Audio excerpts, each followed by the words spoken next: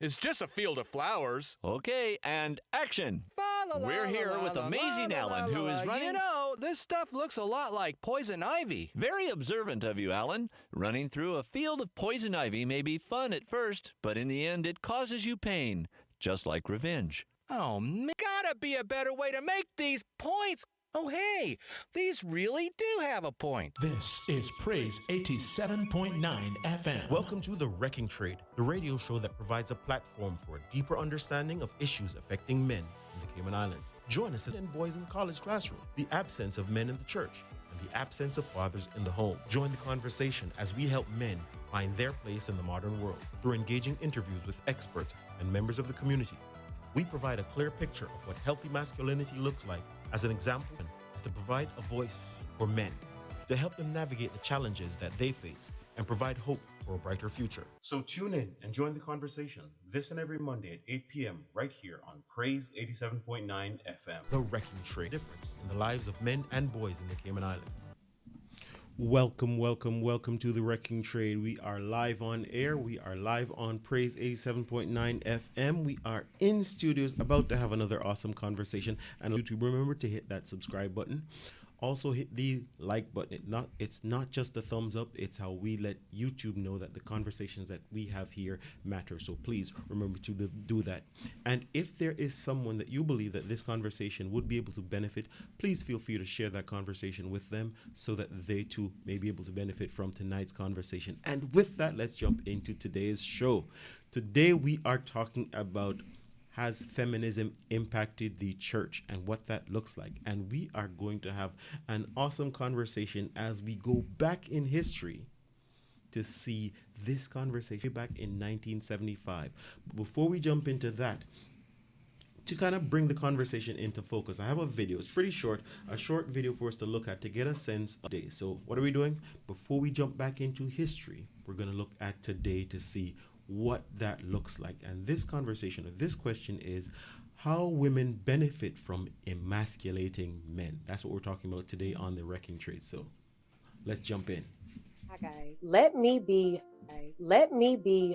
brutally honest for a second. We live in a society where men are being forced to take a back seat and are almost being numbed and neutered into a less masculine shell of themselves. None of this is done by accident. As spots in society, we're seeing men being emasculated, living inside a culture that's becoming increasingly feminized. That's what you see at every single level, from the family unit and the career ladder that govern our behavior and relationships. I want you to connect the dots, because in society's effort to tear down the so-called patriarchy, they're actually creating female-focused society where women directly benefit from emasculating men and their roles. And let me tell you how. First, look at it this way. Throughout all of human history, women have needed the protection and provision of men, but only in recent decades has there been a competition for this role. It stems from a welfare system that's increasingly undermined a man's place in a woman's life, rendering him obsolete. When you think about it, why wouldn't women prefer a setup like this? For millions of women today, including the 15 million or so single mothers, the state acts as the masculine provider, with very few of the hard lines that come with a man being in the house. Things like loyalty, responsibility, and burden of expectations. It leaves little incentive for her to pick the right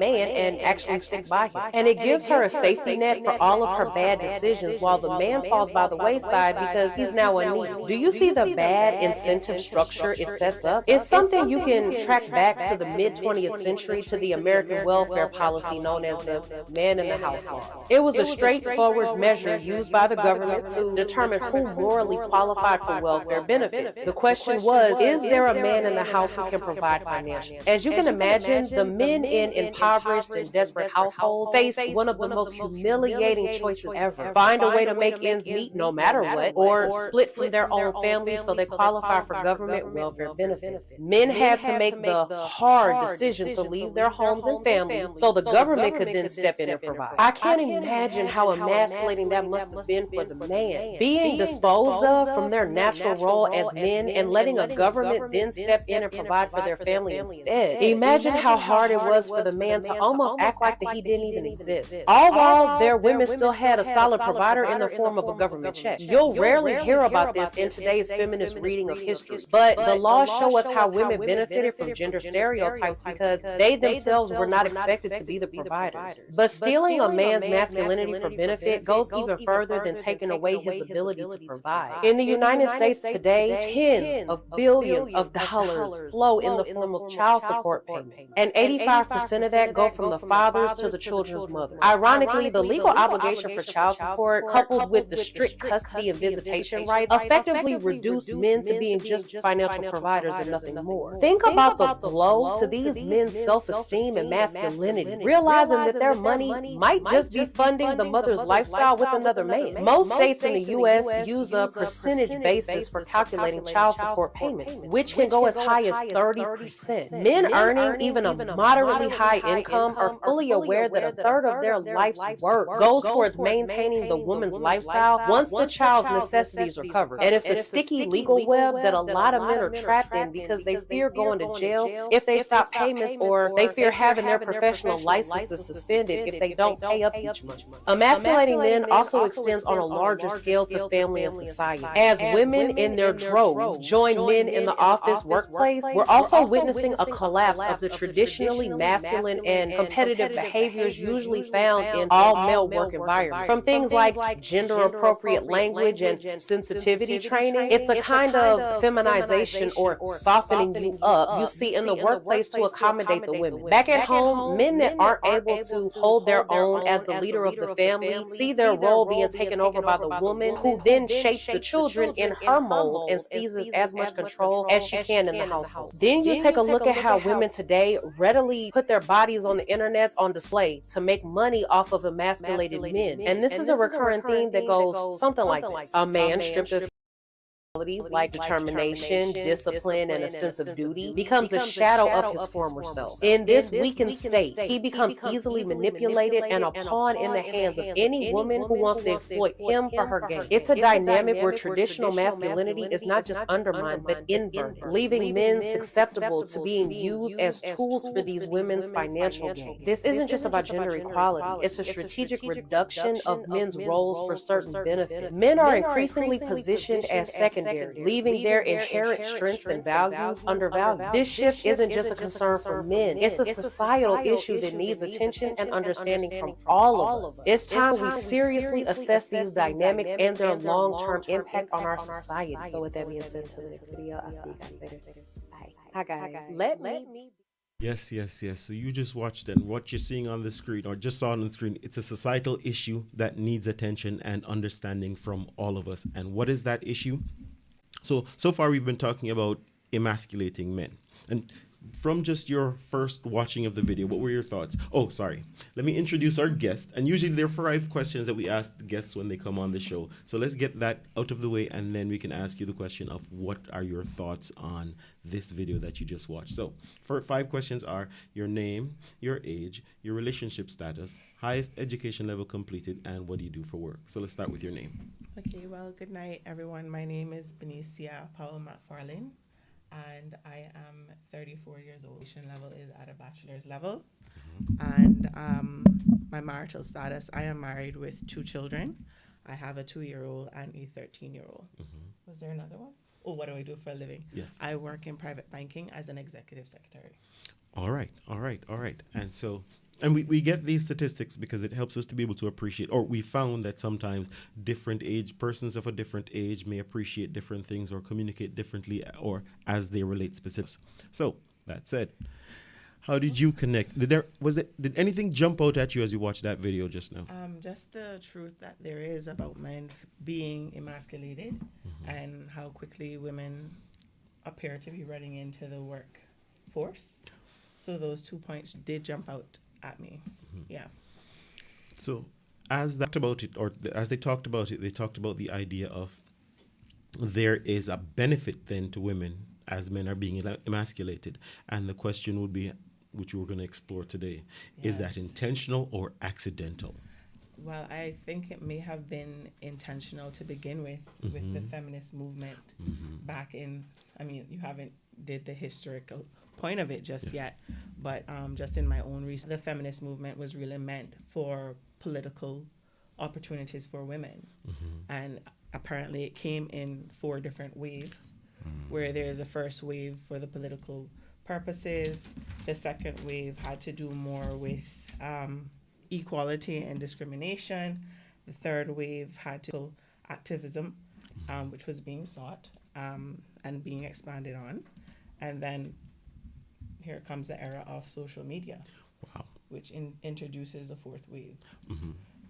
So why I said that it may have been intentional to begin with, and then somehow else, as we go into the 4th wave of feminism. And it's interesting, and I'm glad you did the research on it and you kind of looked at the topic and figured out what's going on. So just based on your understanding or based on what you've read, your appreciation of feminism, then would you say feminism is a good thing or a bad thing? Good for who? And why I said good for who is because from what I understood, the women back in the early 1900s, I couldn't possibly identify with them because they were predominantly Caucasian. So it was perhaps something that they were experiencing in their own social circles, or just what they had experienced within their own homes, and just wanting their voices to be heard. Time frame in which that was presiding in, that would have been when Black people in America were being suppressed. So who was it benefiting at that point in time? And why am I now a part of this messaging that initially didn't begin with people that I could actually physically identify with? And going, hey, we're talking about feminism. We were talking about feminism back then. Who was it designed to help? And even now, you still have a lot of the rhetoric that says we need to fight for equality. We need to fight for equal rights. Yes. Well, I say the yes because I'm seeing in the 4th wave that has to do more with the social media coming on the scene. And there's a Me Too movement that, people feel that they need to be a part of. But again, who is it benefiting? And who are you fighting? Because along with feminism, you hear a lot about the patriarchy. Are you fighting your father? Are you fighting your sons? Are you fighting your husband? Who's feminism fighting? Wow. Well, going back to the history of it, I think the messaging was against the patriarchy of the Caucasian men in America that were predominantly in power. Along the line, the messaging has changed, and the men in our not on our cultural homes are the ones that were.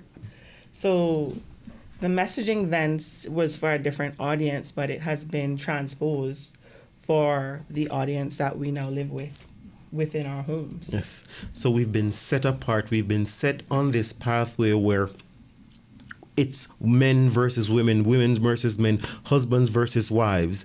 And so that's the situation that we're now living in. That's what feminism has done. So the question I asked earlier was whether or not you thought this was accidental. And I want you to read something.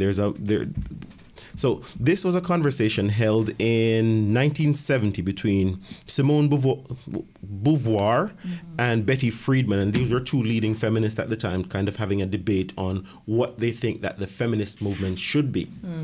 And one person is putting forward the idea that feminism should be about, as you said, equality, creating a situation where the women who are at home and doing a wonderful job taking care of the children and taking care of the household recognize, maybe they get a stipend or maybe they get a salary or something. So they feel a little bit more empowered and feel empowered to play a part in the finances.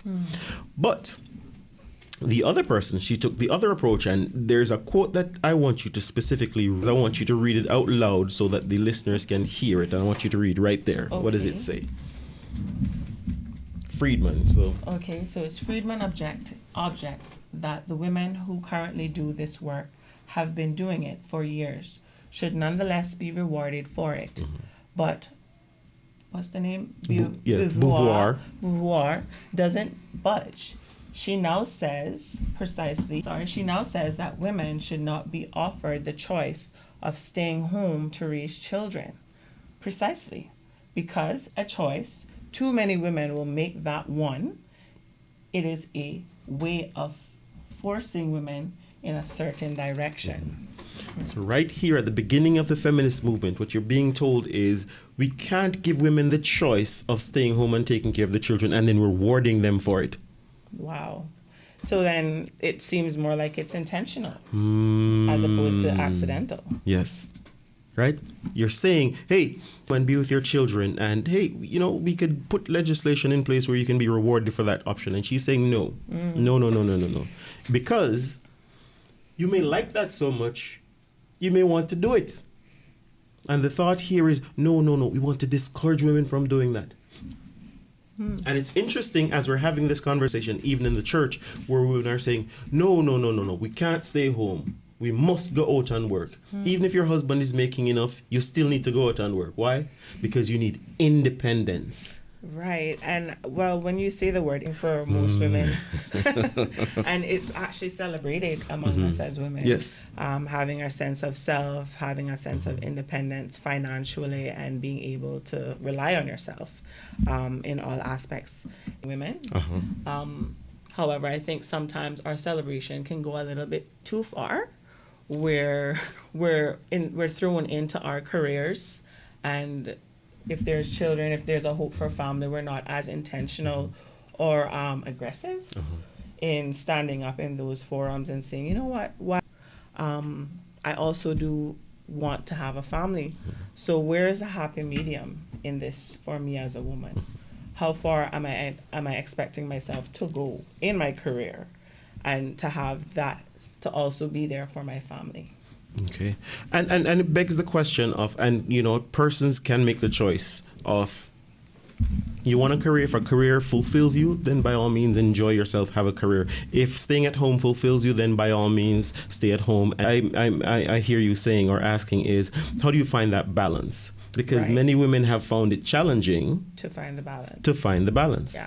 So what is the so how do you find that balance? I am going to be brutally honest that I have a 13-year-old, and this is a stepson. Yes. And my 2-year-old is my biological son. So still trying to find that happy medium, and I'm finding that to have that, there are going to be some sacrifices. And why do I make those sacrifices, and where do I make those sacrifices? Do I make those sacrifices at home, or are those sacrifices there? And sometime in the past, I was actually pursuing a law degree. And when I looked at the amount of time, the length of time that I would have to go put into that career, not to say that other women haven't found their happy medium in being a lawyer, I just decided that, you know what, perhaps this is not the career that I really want to go into. While I'll probably pursue the studies, but not to go and be a lawyer. Yes. Because then my kids will be losing my time, because I'd have to put the time in for that type of career. So thinking down the road, is this going to be something that who am I going to have to sacrifice, or where am I going to have to sacrifice? And that's really, really interesting, because you're clear on the fact that it's a sacrifice. You have to make a sacrifice because of something called opportunity cost. You can be anything that you want to be, but you can't be everything that you want to be. You can be, let me say that again. You can be anything that you want to be. We raise our children and we tell them, you can be anything that you want to be. But the time that you spend it doing this thing is time taken away from doing the other thing. Yeah. And I'm a Christian, so I think that with the time that we have on this earth, when the children are out of the home, perhaps that's something I can look at exploring again. It's a matter of timing. Yes. Yeah. Excellent point.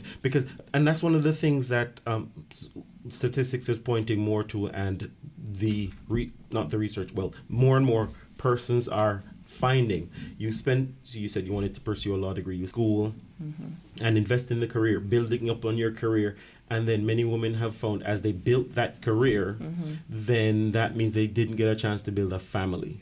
Oh, well, because I can't speak for all of them. Perhaps more happy medium. They've been able to be successful in their job as well as strike a balance with their family. But for me, that was not possible. Yeah. No, and that's the finding, because it's going to take time and commitment to be in the classroom, and taking time off to have a baby, very daunting task. And just building out your career as well. Because I wouldn't want to be a mediocre lawyer. There you go. I would want to. That would take some time in the career. And then saying the other side of that too, where someone may hesitate to say, not wanting to be a mediocre mother. Exactly. In that because you're spending 15 hours in the office, Yes. who's raising the children? The nanny? Who's raising the children? Well, that's exactly it. So, and that's the quote I have here. It's from the poet William Ross Wallace. The hand that rocks the cradle is the hand that rules the world. So what hand is rocking your cradle? What hand is rocking your cradle? When you're down, what hand is rocking your cradle?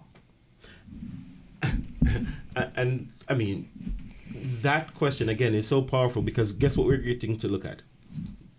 If you are not the hand that's rocking your cradle, it's someone else.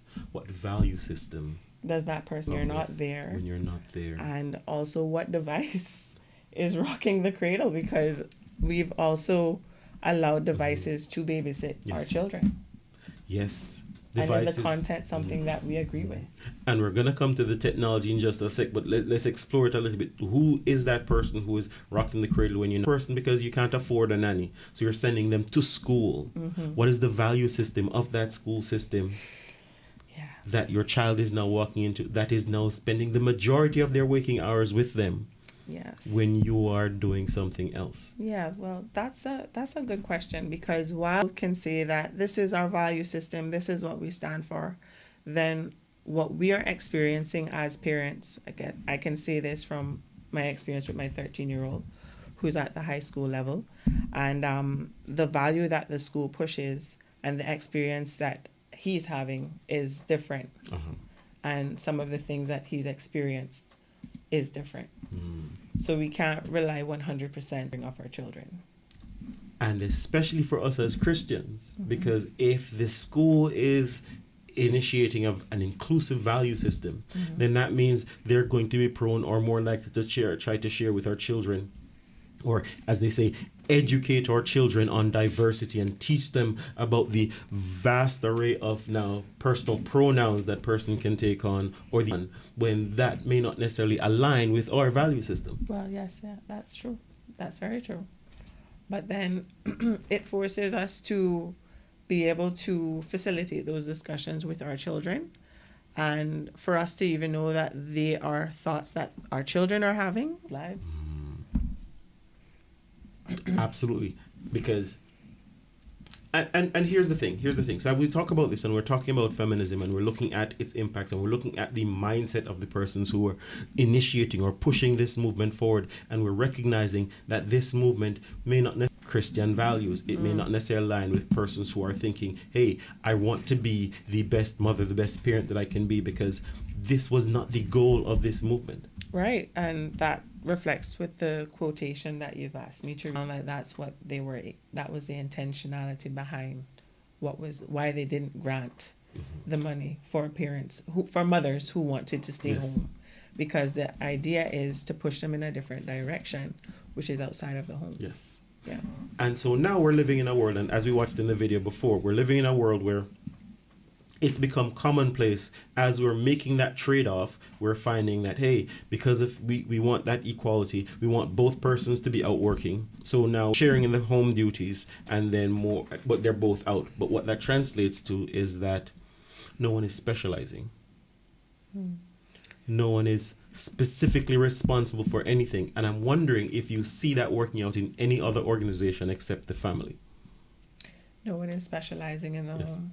Give me an example. So when you go back to the Bible, when you go back to Genesis, you realize that, hey, the family nurturing was assigned to the woman, and the protection and provision was assigned to the man. And if you want to switch, that's up. In our work environment, you realize that someone is assigned to do a particular task so that we're all not overlapping. All right. Yeah. So I see what you mean. So it's kind of like pigeonhole. Yes. Like you take care of A, you take care of B. Yes. But at home it's no. Everyone is taking care of everything. Yes. Well, in my home, that's not the case. There's a certain expectation that I have for myself that I'd love to give to my family. Yes. So I make sure to render those services. They consist of cooking meals, preparing meals, and does it assist from time to time, and also doing the laundry. I like to live in a clean environment, so I am usually the one that's on top of keeping our home clean. Yes. And area as well. but predominantly, I naturally just do those things. Whereas for him, he naturally just provides, and he naturally goes to the supermarket and buy the groceries. He does a better job at that than I do. He's used to buy what I need, but he's always had this mindset of buying in bulk. And now when he does the groceries, he buys in bulk things that I never thought. I'm like, we can always just get that before we run out. We're not waiting for it to run out. So in my home, we do have areas of specialization. I'm not sure. And it's interesting that you said that, because I'm sure the feminists might attack you. You do these things and then he helps, right? Oh, well, it doesn't. Or he assists. That works for us. So no, I mean, agree with you, because here's the thing: us. specialization, and many times persons hear this and they go, "Oh no!" But specialization doesn't mean the other person can't do, or won't do. It just means that because in the garden, and we were talking about this in church on Sabbath, when in the garden, Eve went off and she picked from the tree and she ate, and then she came and gave to her husband, right? But when God came, he didn't say, "Eve, where are you?" Yeah, he didn't say, "Eve, where are you?" Yeah, because Adam was still accountable. Right. Yeah. So here, when we're talking about specialization, we're talking about, at the end of the day, who is accountable for this? And we're familiar with the quote that goes, no one did the thing that everybody thought that someone would do, but no one ended up doing it. Because when we don't know who's responsible, then we might both expect the other person is going to do it. And guess what? At the end of the day, it's not done. It's not done. Yeah, I see how that can be conflicting. You know, for me, I needed to ask the question if the waves of the feminist movement is in alignment with God's word. Yes. With the fourth wave, which has more to do with women who are standing up for their rights, the Me Too movement, Time's Up movement, the gender studies, the trans right, and those, for me, they start to come over into my Christian belief. So I, as a Christian, I'm not saying all women, but I speak for myself, had to stop and ask myself if all of the feminist movement, if they are in alignment with the biblical model of God's family structure, or does it truly serve its place in the societal ecological of the model that we biblical perspective? Yes. Does it represent that for me? And there are some views in the fourth wave of the feminine movement that I don't. So I won't say what they are, but I just don't align with them. And that's it for me. Yeah. Okay. But here's the thing, and we're exploring this because we are looking at its impact on our families. We're assessing its impact on us as individuals. We're assessing its impact on couples, dyads. We're assessing its impact on its long-term, right? Because someone raised this question, and someone raised this question, here's the thing.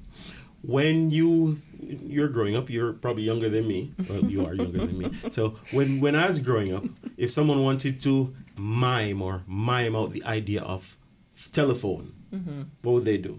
They would, make the hand across, or we'd do the.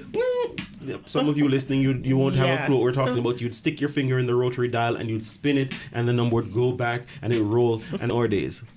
But there are children who are growing up now who would think that's ridiculous. So when they're miming phones, they're miming a smartphone. Wow. Yeah. Touching the screen. Yeah. Right?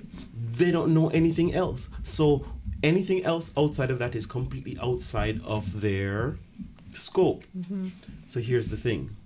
If we don't tell them that this is what phones used to be, they would just think this is what a phone is, and they'd have no other reference. Same thing applies when we're talking about our relationships.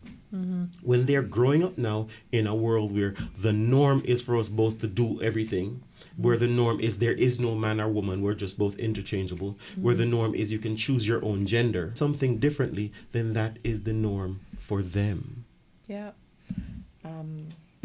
I'm not sure if I could say this, but I'll share it. Like the first 2 weeks of my eldest son being at school, he came home and he said that he saw two people that were of the same gender kissing. And it floored me, because what do I say? Like, I'm not expecting this so soon into him starting a new school year. Of course, the discussion was had, and thankfully it was something that he had discussed with us before. Yes. So he wasn't altogether shocked. but we would have to tell them what Yes. the norm is for our home Yes. from a biblical perspective, and what that is a perspective. For our hope and for where we are, and that's the conversation that we're trying to have here, in that understanding what your value systems are and determining whether or not it's okay for you to hold those value systems. Sometimes when we have these conversations in this new era, it seems that you must accept these irrespective of what your spiritual background is, right? This is who we are, this is what we're doing. It's not a situation of recognize us, it's a situation you must approve us. So for instance, when we're talking about gender pronouns, the invitation, and again, same a part of the movement, the invitation seems to be that you must use these to recognize me, whether you hold a different value system or not. Well, I have this to read, and it says, Christ came into the world to save it, to connect fallen men with the infinite God. Christ's followers are to be channels of light, maintaining communion with God. They are to transmit to those in darkness and error which they receive of heaven.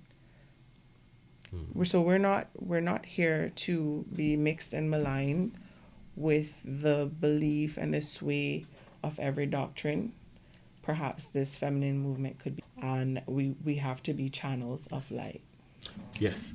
And for us to be channels of light, we must be clear on what light is. We must be clear on what light we're being channeled, Right. what light we're channeling. Yeah. Because certainly. here, what we're looking at and why we're unpacking this and talking about it here is so that we can check and evaluate this. We are presenting as this is true, this is what I believe.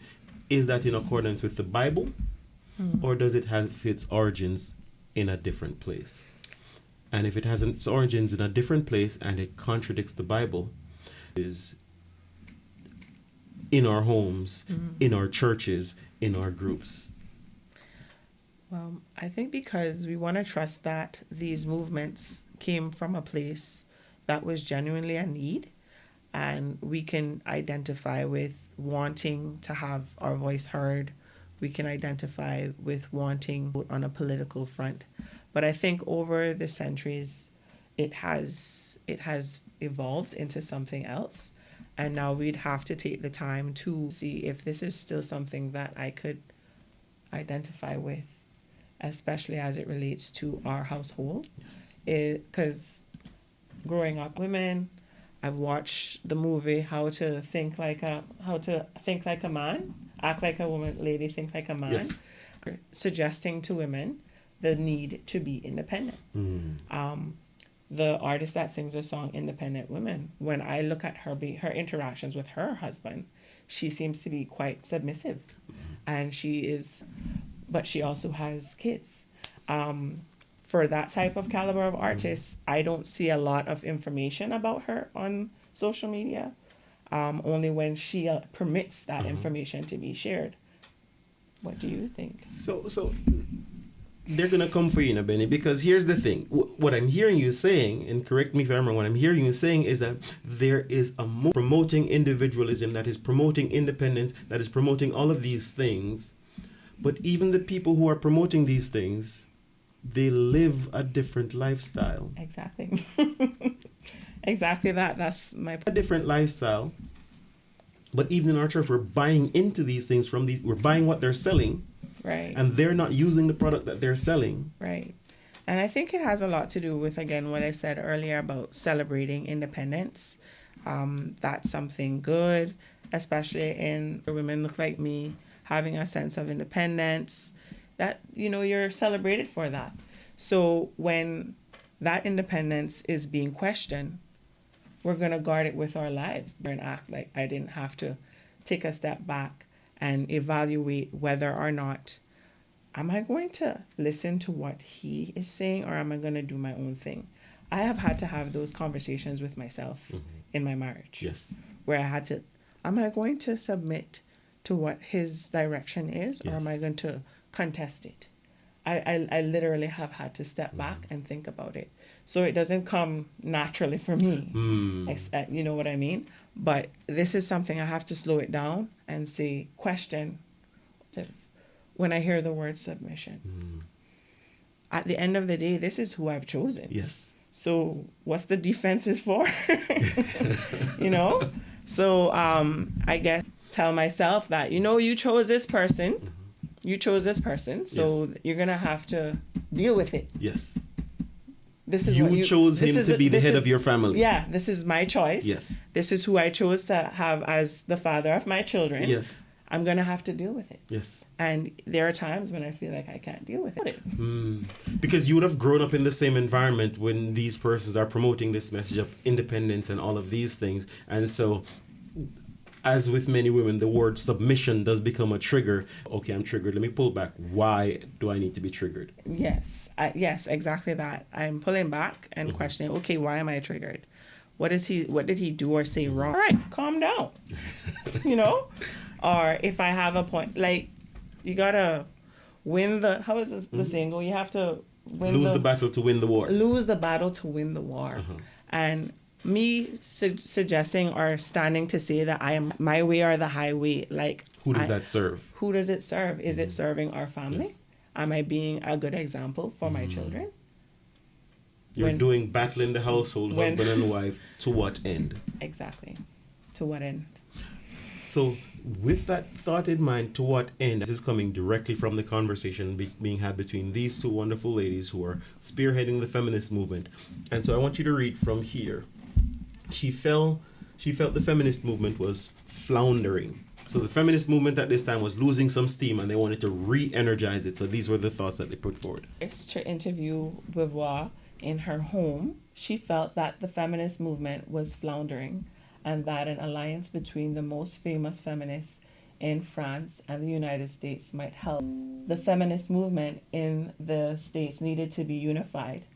Friedan thought because it was losing strength due to the disassociation of some extreme feminists, possibly agents, provocateurs, yeah.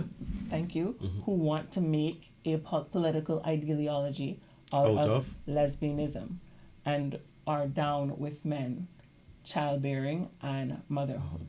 So there it is. In this new stance of women being with women, and guess what?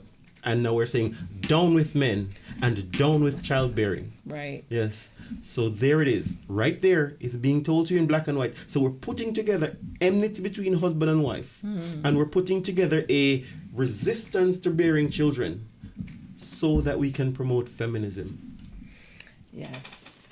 Boy, like I said before, it may have a well-intended place some years ago, but it has evolved into something else. So more and more we're finding young women going, maybe I need to put off having a child until I've gotten my education, until I've improved my career, until I've done all of these things.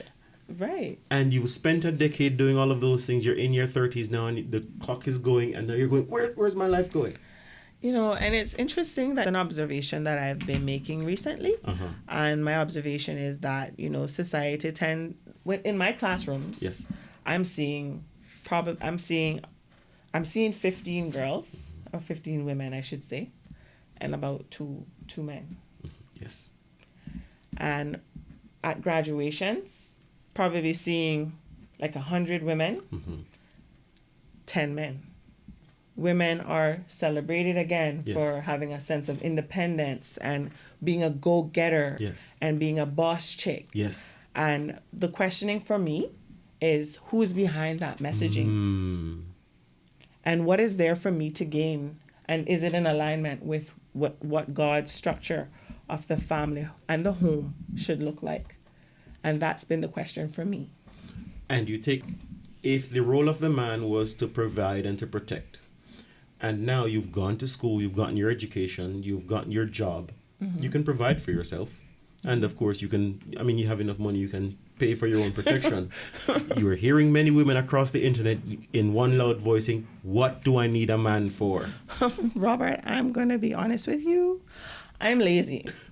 I am not going to go and answer the door if there's a hard knock at the door. I don't want to, if I have a well and sturdy man that's there that can do it for me. I am not going to carry all of the bags from the grocery store into the house when I have well, in this case, two men, my eldest 13-year-old and my husband, because I want to rest. I see my husband in my life as an opportunity. It's the type of man that I have chosen. Yes. And that is the dynamic that specialization offers. So when he goes out and he has to kill it so that you are able to rest. And he comes home and you're able to provide him with him a wonderful meal and a wonderful place where he can rest. And then go out and kill it again tomorrow. Yes. While the alternative is you both go out and work and hard and to kill it, and then you're both home tired. No one gets a chance to look at the children. No one gets any rest. And, well, I thank God for my husband, but I that work really hard. The men in my family are predominantly in construction work, and we all know that the sun here in Cayman is no play. And I always say, I really do hope they have some level of peace. I really do.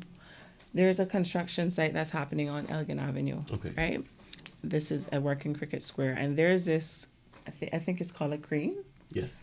And for the guy that gets into that crane every day, he has to climb up those ladders to get up into that crane. And it's about 3 or 4 stories long, high.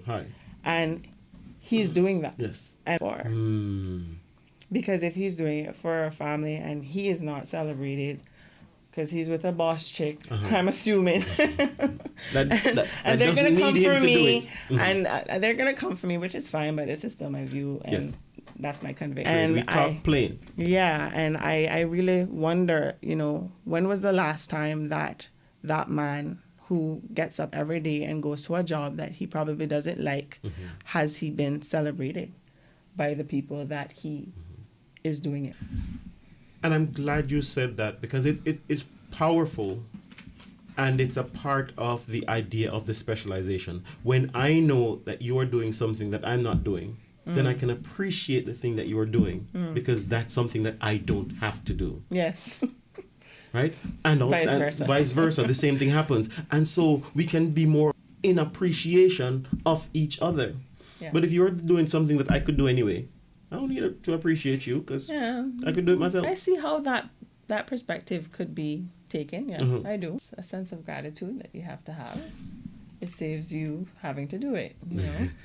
No, but if and again, just making the comparison of the two persons going out hard to work, I'm not necessarily going to celebrate your hard work because I work hard too.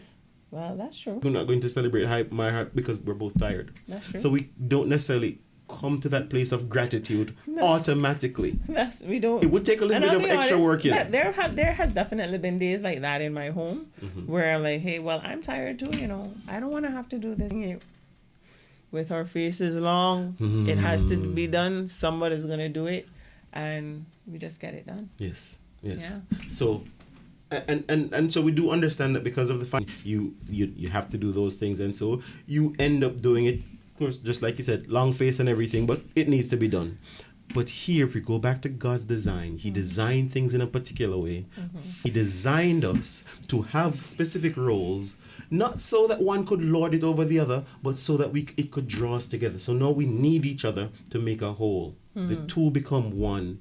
By two people who know what they are about, know what they need to do. By doing those things, we can both make a nice art. Right. And here's my example of that. My husband, he's told me from the jump when we were in premarital counseling that he likes home cooked meals. Yes. That meant that he expects to come home the week and have a warm meal. But that's not the reality of how our lives are set up. And I learned from my grandmother that even if it means making him a sandwich, you make him a sandwich. Yes. So we found, again, the happy medium where, hey, I'm tired. You're not with rice and beans and coleslaw. But can you settle for a sandwich? And I'll take a sandwich. And he settles for a sandwich. Fair enough. And I guess you can appreciate that situation in the environment where you're both working. Yes. Right? And that's what that situation has created. Yes. Because you're both having to work, then you have to, as you said at the top of the show, make sacrifices. Yes. But what would it look like if you didn't have to work? That means he could get that curry chicken and steak every day. Well, there was a time we had just had my baby, and I was at home on maternity leave, and big expectation that well, she's been home all day, so I should go home and see some well-cooked meal. This time, Robert, I'm not in the space of mind to cook anything. Just deliver, made a person. Exactly. But because I know that he has that expectation, I'm going to put out an effort every now and then. It's not going to be 5 nights out of the week, but every now and then he'll come home to something warm. Yeah. Trying to balance that with you just having made another human being, and everything is not exactly back to where it needs to be just yet. Exactly. And so there's pain along. I mean, the commission was, hey, in pain will you deliver children and whatnot. So there's that happenstance that. And here's the thing, and I'm sure he understood because he knew that, hey, this is what's going on here. So because this is happening, I can understand. And as a matter of fact, he might even come home and rub your feet because he knows that you've been home with the baby all day. He has asked. It wasn't every night, but he has asked in some ways, how can I help you? It wasn't like he was jumping to try. He has asked. Yes. And it goes back for me. Yes. The question is, who did I choose? I chose this. Yes. I chose this person, so I'm getting what I chose. Yes. Right. And you I mean, you also said it in there. You took these things as your responsibility, but he still assists, and that's what I find, because part of the text kept pointing to down with men. There's a mentality here that says even with the man that you've chosen, there's a resistance to the idea, because even as you talk about male authority, the first thought, right? So immediately it is putting enmity between the two of you, as in, why am I afraid of the man that I've chosen? Definitely a perspective worth considering. Yeah. Because then it causes you to develop a form of distrust. Yes. In the man and sometimes it can come through someone else's opinion of their relationship or society's opinion of what they think of men. I had an issue before. Like the old saying go, if you're looking for something, you'll find it. That's it. So it could also be that you never ordinarily had an issue with this person or how they did something, but so maybe I should look out for this in my relationship. Yes. So it could be contagious. So there you are. You're in a situation where he's the guy on the crane. He's been tired because he's been baking in the sun all day, and he comes home. But you didn't help me wash the dishes. Right. That's not something I would put myself in that person's shoes. That's and then he starts staying out later and later, and you wonder why he's staying out later and later. Yeah, that is definitely something that would occur, because who wants to go and be a part of that contention? There we go. And so here, what we have an opportunity to, and you're listening to the Wrecking Trade here, and what we have an opportunity to do on this show is to kind of unpack, and we tell persons that the primary role of the show is to do 3 things. One, help men appreciate accountability, response what masculinity looks like. And masculinity is understanding that when we both went through puberty, we got different gifts. We have to appreciate that. God gave us different gifts. He gave you breasts and childbearing hips because that was the role that he assigned to you. That comes with additional hormones that makes you more nurturing. He built me like a tank. He gave me muscles. He made my chest bigger. He made my biceps bigger. Made me hairy. Made me hairy, right? So that I can go out and work and sweat and do all of those things. But here in 2024, we're telling you, even though you got those gifts, you can do everything a man can do. So go out there and work. And then they're telling me, sure, you got these big muscles, but go inside and wash the dishes, right? And the question is, I'm sure I can wash dishes, yes. And I'm sure you can work hard and make money. But is that the most efficient use of the resources that you've been given by God?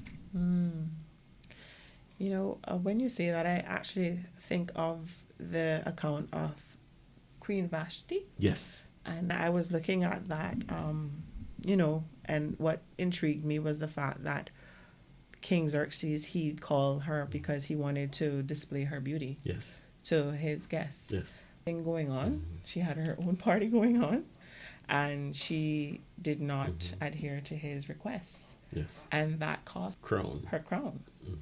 And while on the other hand, Esther, who didn't ask to be an orphan, who didn't ask to be where she wound it. She utilized the power that her husband, power and position her king and her husband had by taking a risk him that this is an issue that her people was faced with.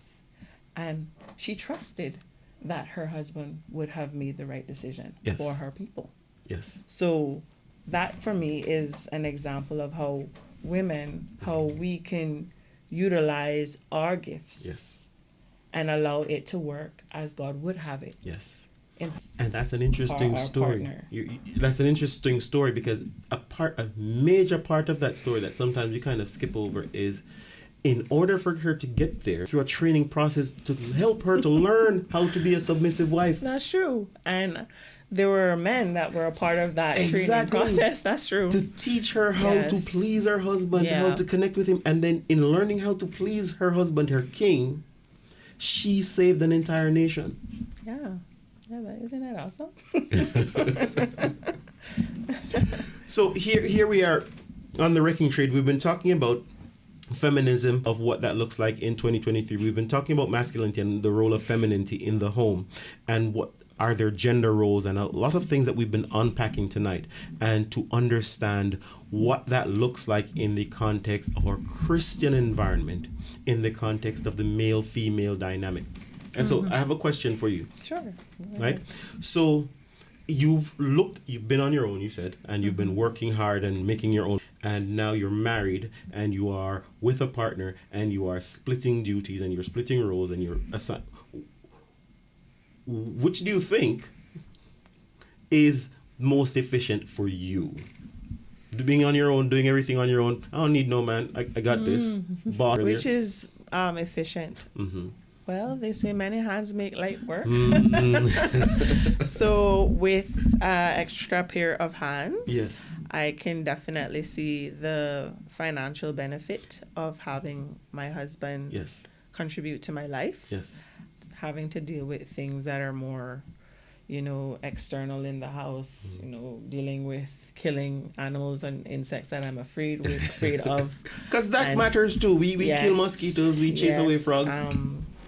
So yeah, I do see the benefit of having. And so when we compare that to the video that we watched at the top of the show, women are seeing the benefits of emasculating men. Next to what you just said. Do you want your man to be a man, or you want him to be? I want my man to be a man. Right. My question is, what are the benefits that women are seeing by emasculating men? And if we go back to the video, one of the things that independence, if the man is not the head of the household, if he's not the head of you, then he can't tell you anything. So independence is the only benefit? Independence is you asking the wrong person, right? I'm just seeing what these ladies are saying. Independence, you get to have your independence. Because here's the thing.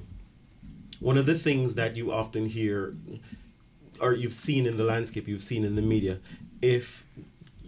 there was a Kiki Palmer situation the other day when her husband, her baby father, was telling her she can't go out, so she wears this see-through thing and hangs out with Usher on stage, but the guy was seen as controlling because he was telling her that was not proper. Yeah, I did see that, and I thought that she looks really good for just having had a baby, and that is celebrated. So perhaps she wanted to celebrate herself in that way. Also, what he's saying, this is going to be rearing my child. Yes, representing our family. Representing our family. And while we're in a committed relationship, I only ask that you don't dress a certain way. And I think that should be respected. However, I don't think that most in my generation, is ready for that, but it's gonna come full circle when you realize that we've been out here showing all parts. Because my question is, I'm already liberated in a lot of ways of how we dress already, and even on social media. So how much more liberation do we truly need? I think we just need to add in our dress. But why should you be modest, right? I mean, it's your body, your choice. Yeah, Shouldn't you be able to show it to everybody you want? No. No. Modesty hasn't lost its value. So yeah, let's go for it. And the idea here is we're what's the word? We're smushing these things together. We're saying, hey, he can't control you, but at the same time, what you're doing is putting yourself on display for everyone else. Again, go back to my point of independent among women in my generation, and yeah, just that sense of self. Interesting point. So you're saying it's my body, so I can go out and show it to whoever I want because it's my body. That seems, just like you said, selfish. That seems like I'm focused on myself. It's a sense of I don't self, care how you and, feel about it. Yeah, maybe she felt that she has to do her advocating for whatever contract she has. I don't know, I'm assuming, but it's a sense of her regaining herself, because it does take a while for women to regain a sense of self after having a baby. Yes. So maybe that's her platform for regaining a sense of self. And so here on that, because someone may be sitting at home and going, okay, fine, sure, she's made a baby, and so it takes a while, and maybe she needs that boost. But why is it that my validation is not enough? Why does she need the boost from the rest of the world and everybody else? Because, as we read in this movement, that men... Down with men? Down with men. So, down with men, childbearing, and motherhood. Yes. Down with it. Yes. That is one of the agendas. So that's what we're hearing. The messaging in our society today is down with men. Yes. Yeah.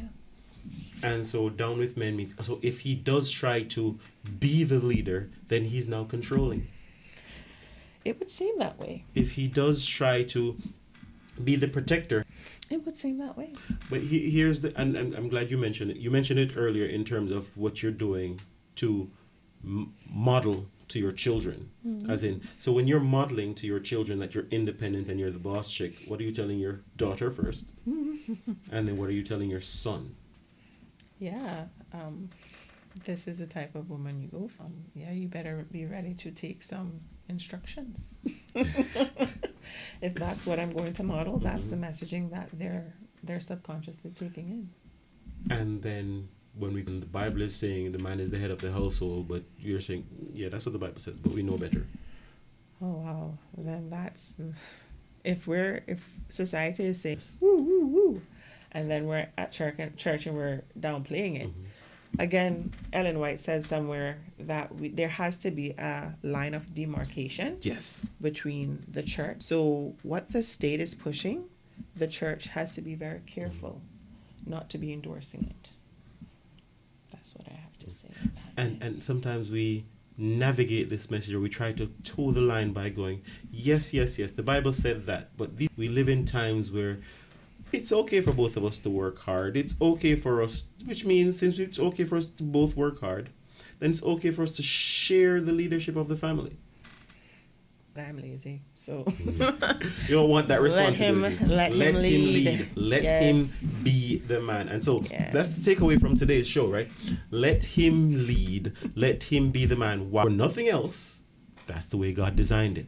That's right. So at the very least, if you are choosing to align yourself with a man under God, that means you are welcoming his leadership, because that's what God has designed. Yes, and like If you're having a challenge with his leadership, then don't choose him. right, If you don't choose him, that's it. Be very Yes. careful with choosing. And I also was thinking yes, that if I'm gonna have a problem with his leadership, then maybe I shouldn't subscribe to what he's offering. don't choose him. Yeah. If you can't trust his leadership, then don't choose him. But having made the choice under God, right, then the invitation is to go, okay, why am I not trusting him? And recognizing there are some pitfalls, there are some landmines that have been placed in society, that have been placed in social media, that have been placed in the pop culture, that causes us to distrust each other automatically. And as you've said before, you've had to consciously Yes. take that into and then make the active choice. Why am I being triggered? Yes, I have had to consciously question it. Why am I being triggered? And is it a valid reason why I'm being triggered? And what's the quote again? Lose the battle, win the war. lose the battle, win Win the the war. war, yes. Okay. Do I really have to be right in this situation? Let it go. Time Yes. to point out that he did something wrong or right. Like timing is key. Fair Yeah. enough. Fair enough. All right, good. So as we kind of wrap up and head towards the end of the show, and we're looking towards understand choice that you've made to submit to your husband, you recognize that there are some things that have been placed in your life that may cause a challenge of that, so you have to take active inventory, right? So what are some of the things that, to get personal, what are some of the things that you do actively to help feels like a man, make sure that he is a man, so he knows that, hey, I recognize you as my king? One of the things I do is celebrate his accomplishments.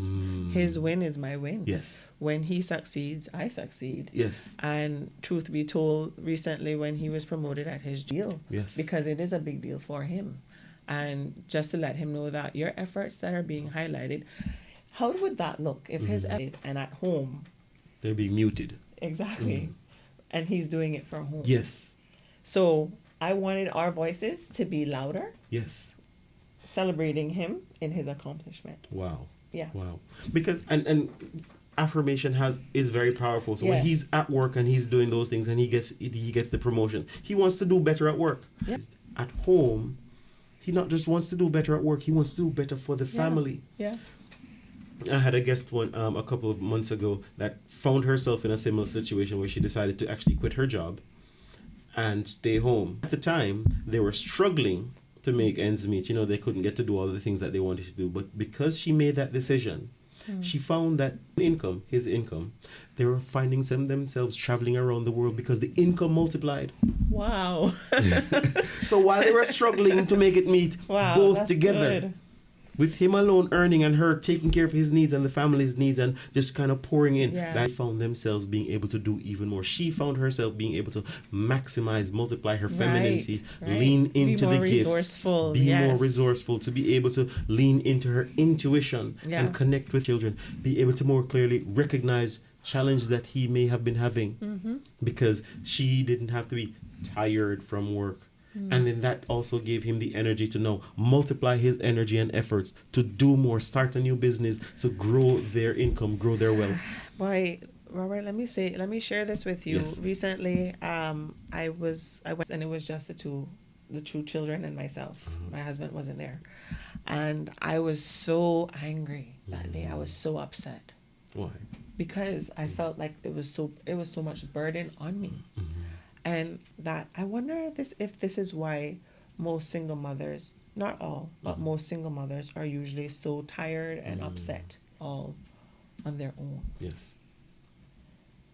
And I was so glad to be reunited with my husband so that he can share in share in the work. Yes. Share in the Yes. work. So you didn't have to do everything. I didn't have to do everything. And the thought really did enter my mind. I wonder if this is why most single unhappy or sad or just stressed out because of having to do it all on their own. Yes.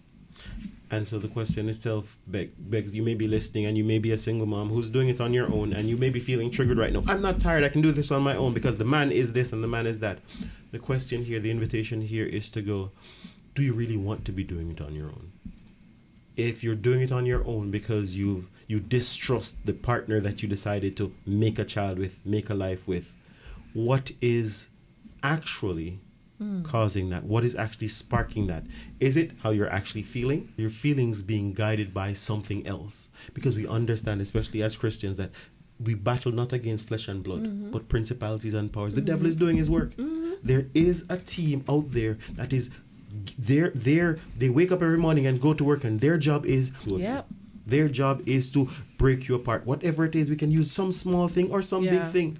Because we're not perfect. Both of us as human beings, we're not perfect. None of us get it right every single day. Yeah.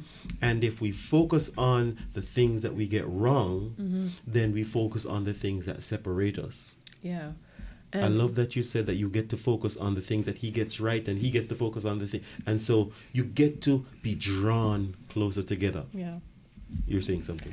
No, I was thinking that perhaps in situations where we might be considering maybe I'm better off on my own with this, if perhaps there's discussions that could be had to see how much we truly agree on, because we might on more than we disagree, Yes. and it might be a few things that we disagree on. How could we work through those disagreement to heal our family? Can we really find Yes. the happy medium? And that's powerful, being able to do that self-inventory. Okay, fine, great. We disagree on a lot. Yes, we've been fighting a lot. One of the things that happens when we fight is that we don't focus on the good things. So if we take a moment to write down all the good things, yes, yes, yes, and sure, write down all the bad things too. Which list is longer? Yes, and while we go through this reason to keep people out of it, like out of your discussion, Yes, let it just be between you and your partner. yes, Because having all of these different voices, you tend to merge your voice with those voices and they become your thoughts when that's probably not what you want.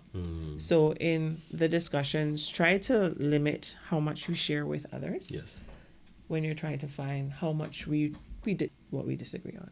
And you had to find that place, and you found that place, and that place you're finding works for you because you are able to, one, see that, hey, I don't want to carry this all by myself. No. And then B, I appreciate this man for carrying this side for me. Yeah. And together we are awesome. Yeah. Yeah. It's been a wonderful conversation, Benny. So, the things that we've talked about, what are your takeaways? And by takeaways, I mean, what are some of the things that you've extracted and that you may want to bring into focus for maybe a single mother who is listening, maybe a couple who's listening, maybe a young man who's trying to figure out his place in the world and he's getting all these mixed messages and not knowing where to go? Well, I'll say to not know where to go, I would encourage him to find just at least one godly or one father, sit down with that man and ask him how he did it or why he does it. Find out what his whys are and see what you can emulate from that man, because we find ourselves, boys don't have their fathers. And for single moms who might be raising their kids on their own, if your child's father lives in the same country, allow that man to be a part of his children's life, because mother and father, as much as we say that we are mother and father, we can't be. That father element will always be at the back of those children's minds. Yeah. And to the couple now who is maybe embarking on this new journey, maybe they're in premarital counseling, if you're saying, and what's some of the things that you may be able to share with them? Well, premarital counseling is a good thing. I think it should always be a good thing. I'd say to them is, be careful what you're choosing. If you have to set up a situation to test it, set up the situation to test the person, because this is who you're choosing. Yes. And when the time comes for you to, what you have chosen is what you will have to submit to. Yes, yes. So make your choice. And same thing goes for the men. As you are vetting the women that you're choosing to bring into your team, to make a part of your team, to help to make your team stronger, you also have to do your vetting Right. to make sure, because Set up. if she's not going to submit, then your team is always going to be at odds, right? And again, let's drive the point home. When God talks about submission, he's not talking about the lording it over you and becoming some kind of tyrant. Wherever that image has come from in your head, you've seen it, that image was planted all the way back with the feminist woman. So the man who actually wants to spend his life with you, wants to take care of you, wants to provide for you, wants to protect you. But here's the thing. You've been told that provision is control. You've been told that protection is those elements, so that we together may get back to God's design, so that we may more efficiently, more effectively minister, because the family is a ministry. You get to minister to the children in the family. You get to minister to those around the family, so that they can see that God's design actually works. They can see that God's design for your life is the best. But if that design, then our ministry is for naught. We can have crusades till the end of time. We can have, we can keep church to the end of time. But if our ministry does not look like God, what God has designed, then we are just keeping up. We're just having another program. We're just running another. It's not going to work. The Bible says, Jesus says, if I be lifted up, I will draw all men unto me. So who are you lifting up in your relationship? Who are you lifting up in our churches? Who are you lifting up in our words? Does what truly look like God? This and other topics we continue to explore on the Wrecking Trade. Benny, final thoughts, and if there are anything, is there anything that you'd like to share with the audience and they'd like to reach out to you to buy a pot or whatever it is? This is the part in the show where you get to invite persons to share well, I don't how the have- persons support your financial endeavors or your husband's financial endeavors. Oh, well, I don't have any endeavors that I'm working on just yet. Okay. But I will say that this was a good opportunity to topic. That was very interesting. And I really do hope that this show was edifying for those who are listening tonight and watching. Absolutely. And we appreciate you coming out here today, especially because today was his birthday. Yes, today is my husband's birthday. I just want to give him a shout out. Happy birthday, Devon. And we love you. We appreciate you for all that you do for us. And we pray that God cares so that you can continue to love us and provide for us. Awesome. As we look to bring you peace. Yeah, we love you. Awesome. Honor her to come and spend this time with us. Next time we'll probably have both of you in the studio and you can share about some of the things as you talk through that situation. So awesome. Thank you. This is Robert Lynch. This has been the Wrecking Trade. We continue to talk about accountability, responsibility, and masculinity, where we bring the conversation. Now, remember to drop a comment. Feel free to hit that like button.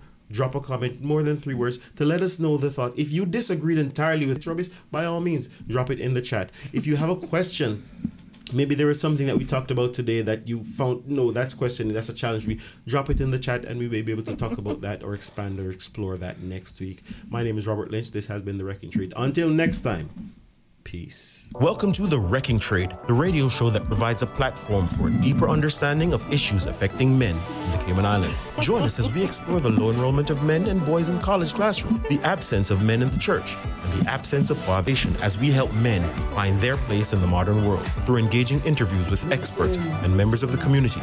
We provide a clear picture of what healthy masculinity looks like as an example for boys and girls, or men, to help them navigate the challenges that they face and provide hope for a brighter future. So tune in and join the conversation this and every Monday's 87.9 FM. The Wrecking Trade.